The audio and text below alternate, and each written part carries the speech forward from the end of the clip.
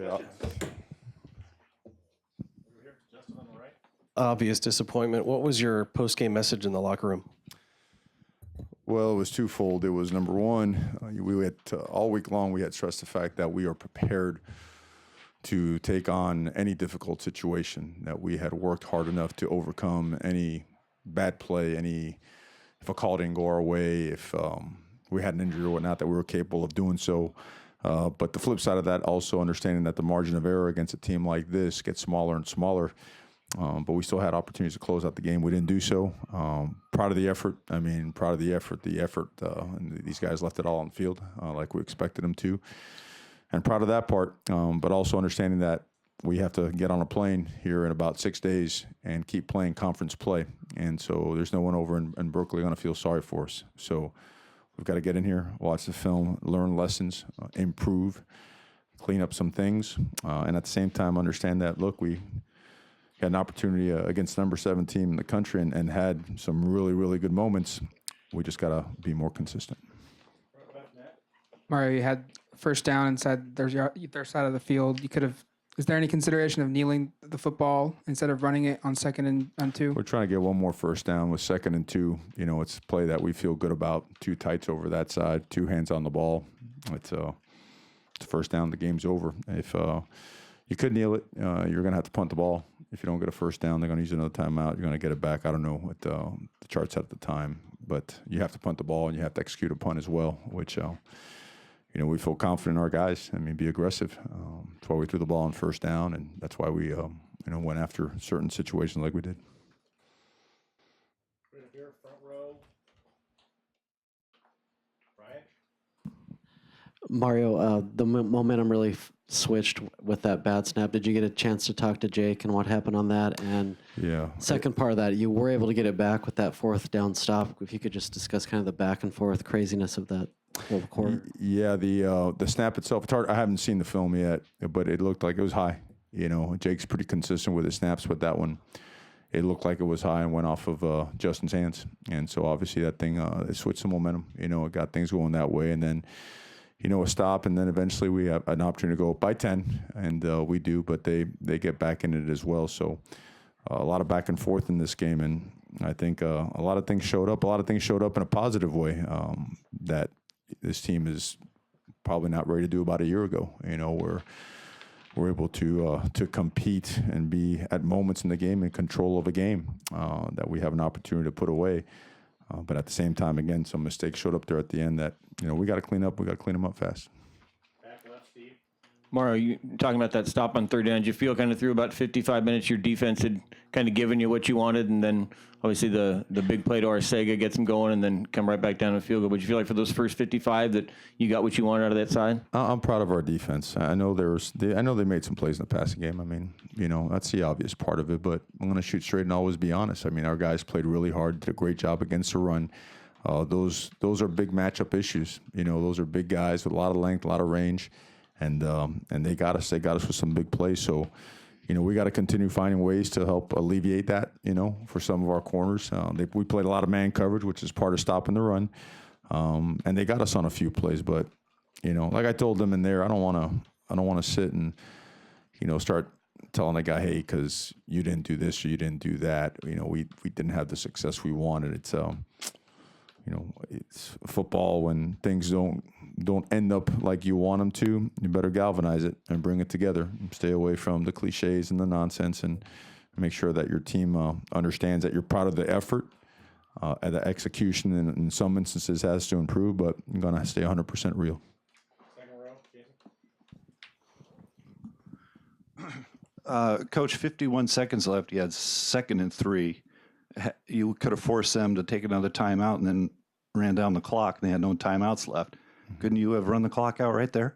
They still have some time. We'd have to punt the ball at some point in time. Less than 10 seconds left? No, probably 12, 15 seconds. I'm not sure what it was. I'll check the chart for you. I'll give you the exact data. We got nothing to hide.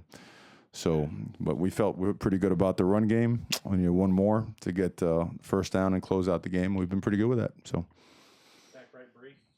You've talked a lot about winning the battle in the trenches and the physicality that you've brought to this team. Do you feel like tonight you showed Oregon football 2.0 that you've spoken about? I think in a lot of ways we did. At the line of scrimmage, particularly in the first half, and then in moments in the fourth quarter. Did a really nice job up front on both sides of the ball, running the ball and defending the run. Certainly have improved in that sense, and look to continue to build upon that. Back right, Aaron. Coach, this is a relatively young team trying to get back to national prominence. How do you think it is equipped mentally to recover from such a disappointing loss? Well, that to me is the biggest part that you have to address and that you have to make sure you do your best work at as a coach, because like you said, there's a lot of young guys out there. I believe we have 10 seniors or something of that nature, and it could be very difficult and devastating for a lot. I know certainly that we all feel it. But like we talked about in there's no one feeling sorry for us on the other side of the conference and on the other side over there in California. And we are going to have to immediately get back to work at this. The sun's going to come up tomorrow. We have things that we have to clean up, and we have a really good team that's undefeated with an extra week to prepare for us, waiting for us in Berkeley. On the right, Tyson.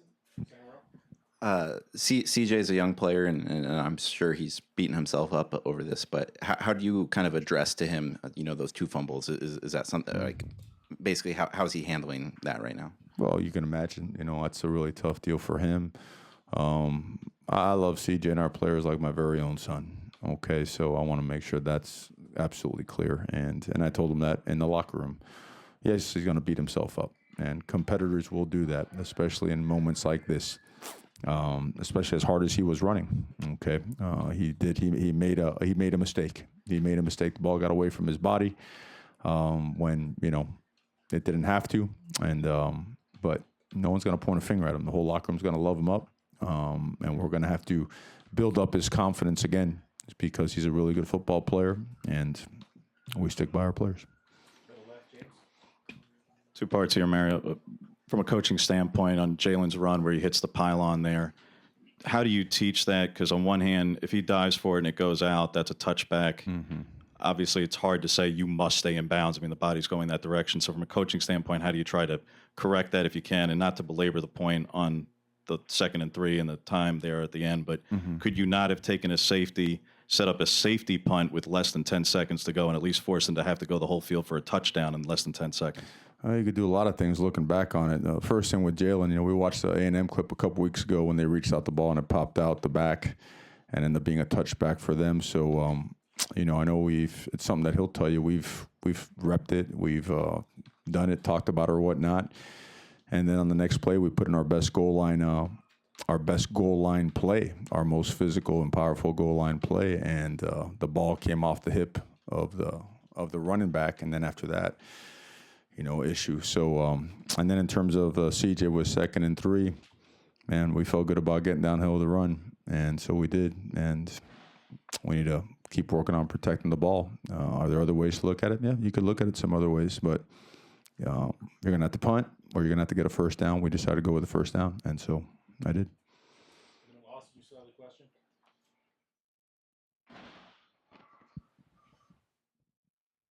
Mario, And honest on that, man, look, we're going to be aggressive, man. I mean, it's aggressive, and it's, man, in our eyes, when our offensive line is playing like it did against them, and you're knocking people off the ball, you trust your guys to get it done. And, a lot of things could go a lot of different ways, and it's easy to second guess after. But, man, you know what? Just like the 4th down over there, we're going to play football. Mario, can you think of a time in your career when you had to rally a team from a loss like this, and how do you approach it? Do you get in the film tonight, or do you get away from it for a little bit? How do you approach it personally? I get in the film right away because I got to look at both sides and special teams, so that part doesn't stop. For them, the most important thing is support. Is support because, I mean, this game a year ago was 42-7, 49-7, something of that nature, right? So I think what they clearly understand is that we've closed the gap significantly to the point where you have a chance to close them out, right, and walk away with a victory. And then the other part to that is that bottom line is we didn't. So there's no consolation prize and not looking for one, but also understanding that this conference is wide open, and you have got to get back on it right away, and you've got to shake it off, and shake it off fast, because you can't let this thing beat you twice, right? We end up giving it up today. You can't let it beat you again next week because we're hanging on it for a whole week. Is it any more difficult knowing how well Justin played and just how you guys weren't able to capitalize on his performance? No, I wouldn't say a loss is a loss. It doesn't. We really don't put much weight or stock into who played well or who didn't. So, so I wouldn't think that makes a difference. Is it kind of the game plan? Were you guys expecting Mitchell to be this involved in the passing game, and then what do you make of Justin's play as well? We did. We played 3 weeks of football leading up to this, and did some things and kind of held some things back. And the things that we did tonight, not only are they good schematically against a team that we play, but also more part of our playbook and what we do. So it was good to see him get loose like he did. He really played a heck of a game, played hard, made some really, really big plays for us, and we're going to need that going forward. It's outstanding. He really was. And, like all the other quarterbacks in the conference, at some point, they got to run, and he did. And he did a really good job. Doesn't mean you game plan inside runs with him, but, he's going to help us win with his feet as well. Back left, Steve. Back on Dylan, just like say you mentioned spreading around those first 3. Was there the thought, though, that at this point Dylan is sort of the go-to guy or the guy that you can target that many times or want to rather than spreading around as much as you did those first few? Well, he certainly proved tonight how dynamic he can be, especially when teams are playing a lot of man coverage on him. There was some zone stuff, too, where he did a nice job finding some soft spots in the coverage. But, he's, we've always felt that he could be that guy. It was great to see him get loose like he did tonight, and we expect it to continue to improve. On the right, Tyson. Time for 2 more. I think you guys just had one timeout at the time, but the play where Thomas stripped the guy, or it looked like he stripped the guy and it looked like a fumble, was that reviewable, or was it whistled dead? What I couldn't. I've always asked the official whenever it's anything that's close, and he says they're reviewing it, and they feel it's not. So I saved the timeout on it. Right, your last question, front right. Yeah, you talked about getting the guys ready next week. How reliant will you be on, players like Justin, other leaders on this team from a player standpoint to make sure they're ready to go next week at Cal? We asked them right away in the locker room to make sure that it's very loud and clear. Look, the best thing you could do with your players from the beginning is be real. So when adversity hits like this, you stay real. There's no changing gears in that manner. So Justin Hollins, Jalen Jelks, Shane Lemieux, all those guys. First thing is we are here as coaches to support them through the loss. And at the same time, then they are locker room leaders where they help galvanize and help us move on to the next thing, because win or lose, you're going to have to move on to the next one in a hurry. Well, this one stings. It is painful. We all understand that. But when we wake up in the morning, we have got to move, and we have got to move fast, because there's one heck of a team waiting for us in Berkeley. Thank you, Coach. Okay, thank you.